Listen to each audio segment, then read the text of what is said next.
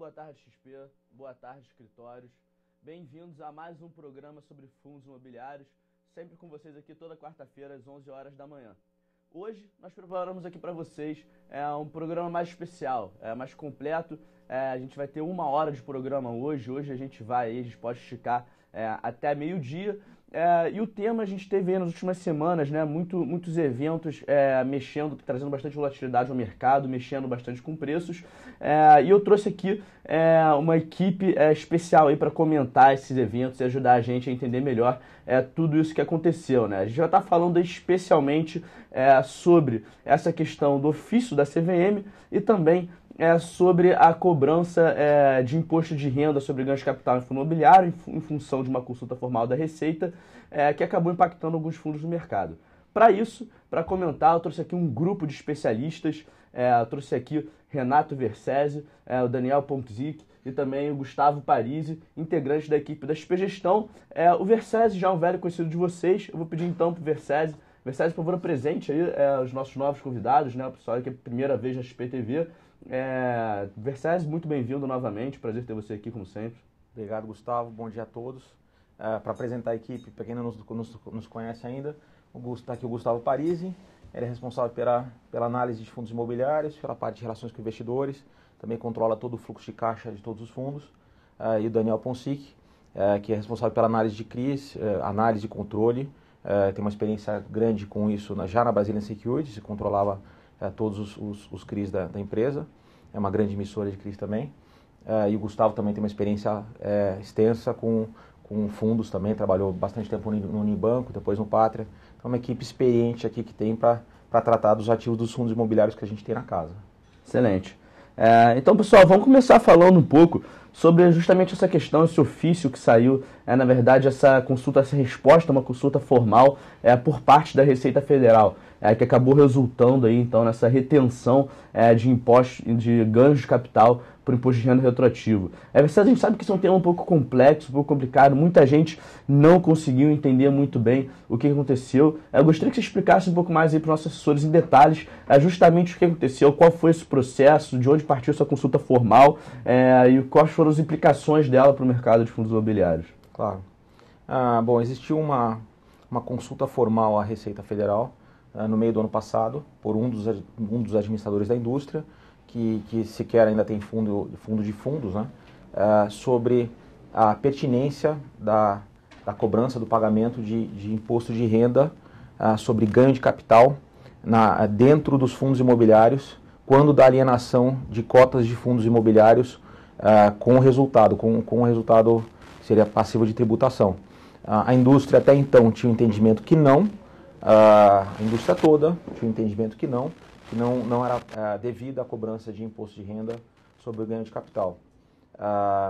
Essa consulta foi feita no meio do ano passado e a Receita se pronunciou muito recentemente, há menos de 60 dias, numa resposta muito simples, dizendo que sim, era passível de ganho de capital, de tributação de imposto de renda sobre ganho de capital, a alienação de cotas de fundos imobiliários.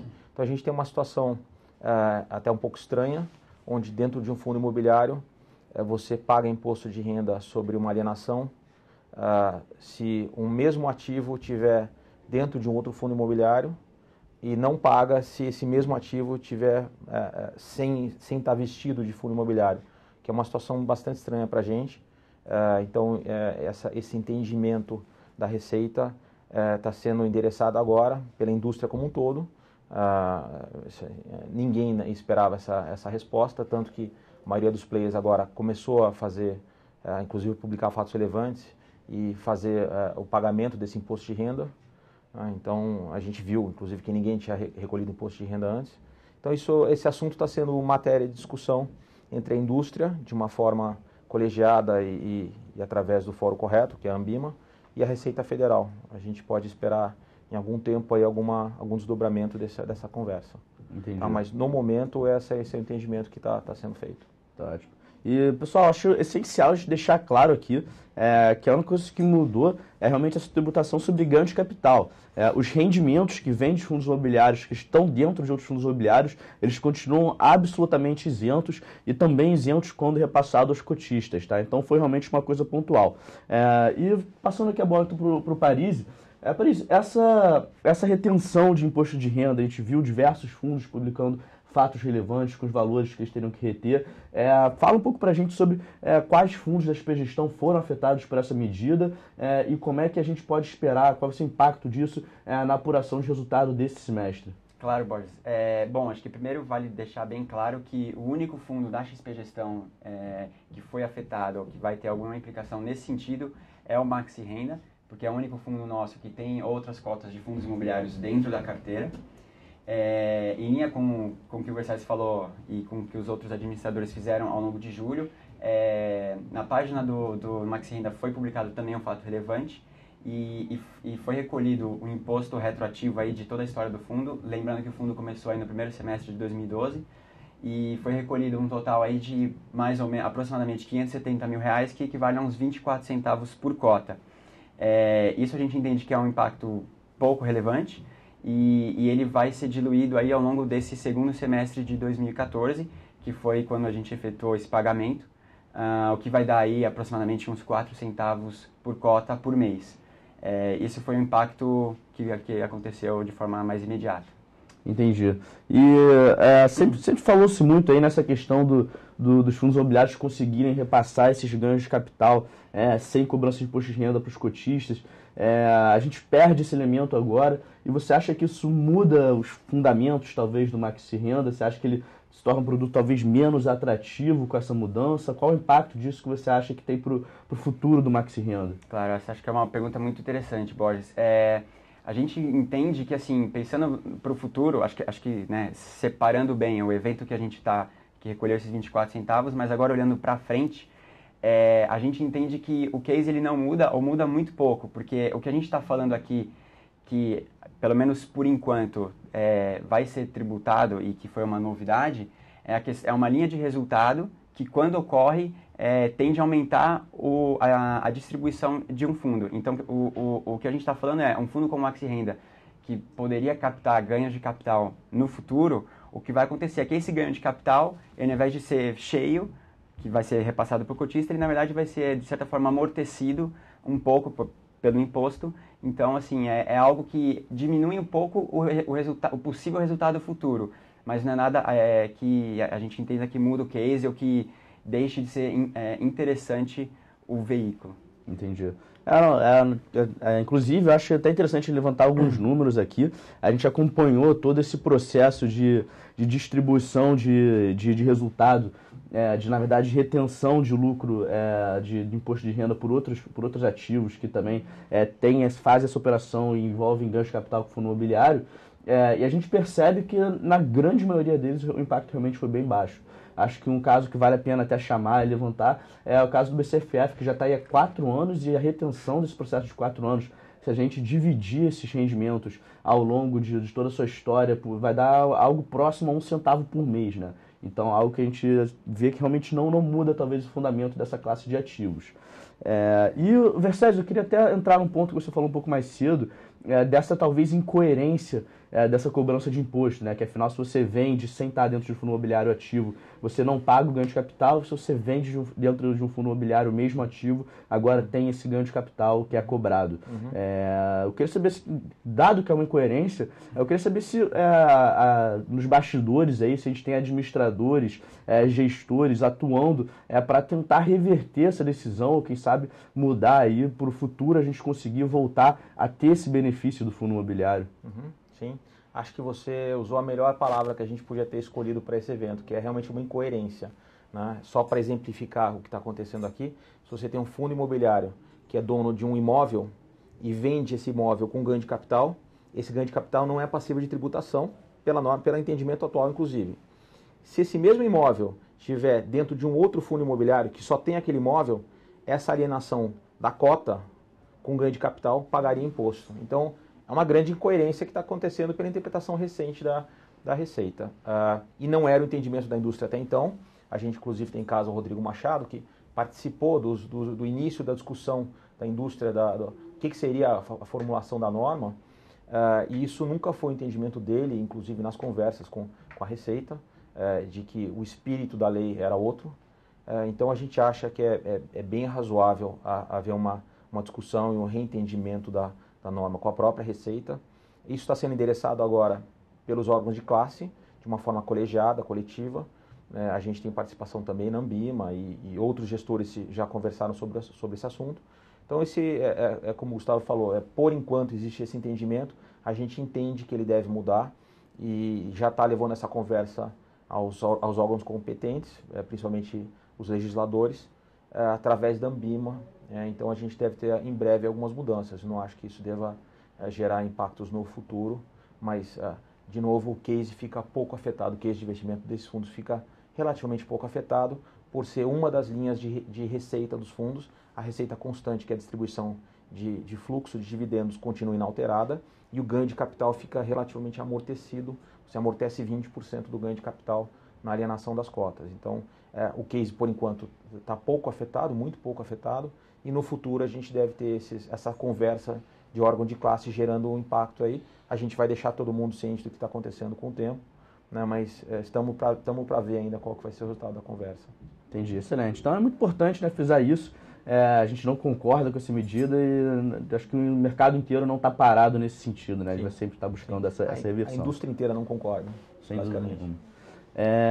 Então vamos então entrar já em outro assunto. Acho que essa questão do imposto de renda a gente realmente já conseguiu esclarecer. Entrando em outro assunto sobre esse ofício da CVM, né? Recentemente a CVM ela divulgou um ofício de entendimento que fala um pouco sobre a apuração de resultado dentro de fundos imobiliários. Novamente, a gente tem alguns termos um pouco mais técnicos, algo que talvez o mercado inteiro não tenha compreendido de forma clara. Então, novamente, Versailles, eu vou pedir para você explicar um pouco mais para a gente justamente o que aconteceu, o que significa esse novo entendimento da CVM. Tá, bom, a CVM publicou um ofício circular há também menos de 60 dias, normatizando ou explicitando o entendimento dela com relação à distribuição de resultado dos fundos imobiliários, a forma como é calculada a distribuição de resultado, né?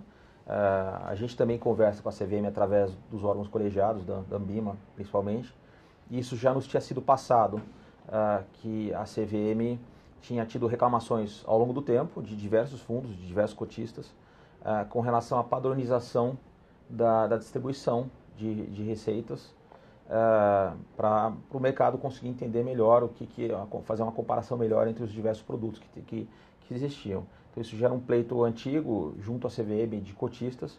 A CVM ao longo do ano passado questionou todos os administradores, a gente conversou com vários e todos tinham sido questionados sobre os critérios que eram utilizados para o cálculo da distribuição de dividendos ou de resultado do fundo, como é que era calculado o resultado passivo de distribuição. E a CVM entendeu que precisava colocar isso na forma de um ofício circular, de uma forma mais organizada. Esse foi o entendimento da CVM. A norma, a nosso ver, dava alguma margem para interpretação, mas a gente tinha uma interpretação diferente dessa que a CVM colocou agora, né? Então, esse assunto hoje está sendo discutido dentro da CVM e com a Ambima, é uma discussão institucional que está sendo carregada. E só para explicar exatamente o que é a distribuição, o que o ofício circular fala, ele fala explicitamente que só pode ser distribuído aquilo que foi transitado em caixa durante o período. Então, no semestre, o que transitou em caixa é passivo de distribuição, e não é todo caixa, obviamente, é aquele caixa que é oriundo de resultado. Então, se você tem um CRI dentro de um fundo que tem uma amortização, essa amortização não transitou por resultado, ela vai para reinvestimento, né? Então não é o fluxo de caixa do fundo, e sim aquele que transitou por resultado, né? Então é uma interpretação mais específica, um pouco da lei, a gente tinha uma interpretação diferente, ela focou muito em caixa, em fluxo de caixa, e é isso que está sendo discutido agora na CVM pela indústria, pela Ambima também. Entendi. Então, novamente, eu vou perguntar para vocês realmente quais fundos da SPGestão que são impactados por essa medida, se a gente vai ter alguma mudança relevante no funcionamento dos ativos da casa, como é que está isso? Então, na verdade, Gustavo, os fundos de tijolo, como eles já têm esse comportamento de aluguéis base caixa, distribuição base caixa, não mudam a sua forma de distribuição, porque o aluguel já vai entrar no mês e vai ser distribuído, e os fundos de papéis, que no caso nós temos o XP Gaia, é que por conta dos ativos que ele aplica, que são os CRIs, e tem diferenças de fluxos nos CRIs, esse vai ser o fundo que mais vai sofrer impacto, mas nada, quer dizer, o resultado continua dentro do fundo, só que a forma de distribuição é que vai mudar. Isso eu acho que é essencial, uma pergunta até que muita gente tem. Muda o desempenho de pegar e após esse ofício ele passa a ter um desempenho pior, ele deixa de ser um bom ativo, um fundo que performou muito bem no primeiro semestre. Qual é o impacto disso sobre o Gaia? Ele perde um pouco de atratividade na questão do desempenho? Na questão, a carteira do Gaia ela é composta de CRIs que estão muito bem aplicados, em taxas muito boas, inclusive, e todo esse resultado que não é distribuído, se ele não é caixa no mês, ele vai para o PL do fundo. Então, o resultado continua lá. Então, a gente tem que achar melhores formas de distribuir esse rendimento, só que o caso do Gaia continua igual, os ativos são bons ativos, a gente aplica em critérios bem específicos, consegue fazer uma análise bem profunda dos ativos que estão dentro do fundo e para trazer essa segurança. Entendi. E a gente sabe que essa questão de ter um fluxo de rendimentos constante é talvez uma das principais atratividades do produto fundo imobiliário, até pela questão de isenção de rendimento que a pessoa física tem ao investir nesse produto. Então eu queria saber, a gente vai ter agora talvez aí uma volatilidade um pouco maior, especialmente nesses primeiros meses, do fluxo de pagamentos do XP Gaia. Então eu queria saber se a gestão está tomando alguma medida para tentar normalizar esse fluxo ou tornar ele o mais constante possível. O que vocês podem fazer e o que vocês pretendem fazer nessa parte? Do nosso lado, esses CRIs que possuem esse fluxo não mensal, a gente tenta girar a carteira, então arranjar oportunidades de venda que, ao mesmo tempo, quando você vende esse papel, você já realiza uma parte do ganho que seria distribuído só quando virasse caixa, então adianta esse caixa, e sempre procurar ativos que tenham pagamento de fluxo mensal, inclusive a correção mensal e não a correção anual, que você acaba vendo só o resultado caixa mesmo no mês de correção. No mensal a gente teria um pedaço dessa correção sendo distribuída todo mês. Entendi, excelente. Então a gente vai ter realmente essa busca por uma normalização de fluxo de caixa. Pessoal, acho que é isso. Agradeço aqui muito a presença de vocês. Só mais um ponto que eu queria saber com relação a essa última distribuição de dividendo. Acho que esse número acabou pegando muita gente de surpresa, né? Fazia muito tempo que o Gaia vinha pagando valores bastante expressivos de rendimento, e a gente teve agora, nesse último anúncio do mês de agosto, um valor de rendimento aí na casa dos 70 centavos por cota. Eu queria entender um pouco, porque a gente acabou tendo uma coincidência nesse mês de uma deflação do IGPM muito elevada, uma deflação de 0,74%, a maior deflação que a gente tem desde março de 2009, junto também, caindo no mesmo mês, uma mudança na precificação do resultado do fundo, que tende a alterar o fluxo de pagamento de rendimento. Então, acho que o que acabou causando uma dúvida muito grande no mercado com relação à participação de cada um desses elementos dentro dessa distribuição de rendimento, né? Quanto de peso que a gente pode atribuir para qualquer um deles. Porque a gente sabe que o GPM ele vem talvez num comportamento bastante diferente do que ele teve no primeiro semestre. Então eu acho que é importante a gente entender um pouco melhor de onde vem essa queda no nível de rendimentos. Acho que se puder explorar um pouco mais o tema para a gente. Claro, então, a gente até chegou a fazer uma continha que, se não tivesse alterado essa questão da regulação, da distribuição base caixa, só o IGPM já traria o resultado para o mês de 0,83. E o que acontece é que nesse mês teve impacto também da alteração, mas essa alteração vai ser benéfica, porque esse impacto do IGPM vai ser diluído nos próximos meses. Então, se porventura continuar tendo deflação, ele não vai ter esse impacto tão grande que teve nesse mês por conta da alteração daqui para frente da forma de distribuição. Entendi. Então, acho que esse ponto é muito importante até deixar claro, né? Porque eu fiquei com a impressão de que boa parte do mercado atribuiu essa queda majoritariamente para a mudança de precificação de resultado. Então, acho que esse número ele é até um número muito importante para ajudar na compreensão da participação do IGPM nesse valor. Então, deixando claro, se a gente tivesse a mesma precificação do semestre anterior, então a gente teria aí uma distribuição de aproximadamente 0,83, né? Essa linha. Só a título de curiosidade, Gustavo, acho que aproveitando essa resposta do Daniel, a gente divulgou hoje pela manhã no site da XP Gestão e na página do fundo na Bovespa o relatório mensal do Gaia. e que fala exatamente isso que o Daniel acabou de falar, inclusive cita esse número aí de 83 centavos pelo método antigo. Então, só completando as duas respostas, você tinha tocado no assunto de previsibilidade na distribuição. O GPM, o resultado contábil, como era calculado, era mais sensível à variação de índice de inflação, principalmente o GPM. Então, esses 83 centavos da última distribuição era fruto dessa maior sensibilidade do resultado ao índice de inflação.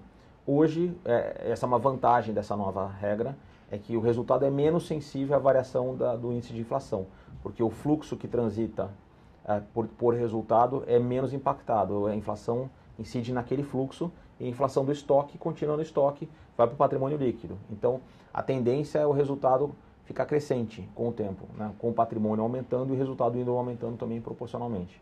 Tá? Então, o resultado a partir de agora é menos sensível à variação do GPM. Acho que é um ponto positivo que você tocou com relação à previsibilidade. Ele é mais previsível a partir de agora em função da menor sensibilidade da distribuição com relação à variação de índice de inflação, especialmente o GPM, que é o mais volátil aí. Entendi. E que tem a maior participação dentro da carteira de CRI de pegar. Exatamente. Entendi. Bom, então tá ótimo. Eu gostaria de agradecer a presença de todos aqui, o Gustavo, o Daniel, o Renato. Muitíssimo obrigado pela participação, espero que todos tenham gostado. Agradecer aí a vinda de todos, é um prazer enorme ter vocês aqui. Então, a próxima vez aí que a gente tiver, tentar trazer vocês sempre que possível, que sem dúvida nenhuma agrega imensamente para a qualidade do nosso programa. Obrigado, prazer é nosso, a gente está à disposição. A gente que agradece aí.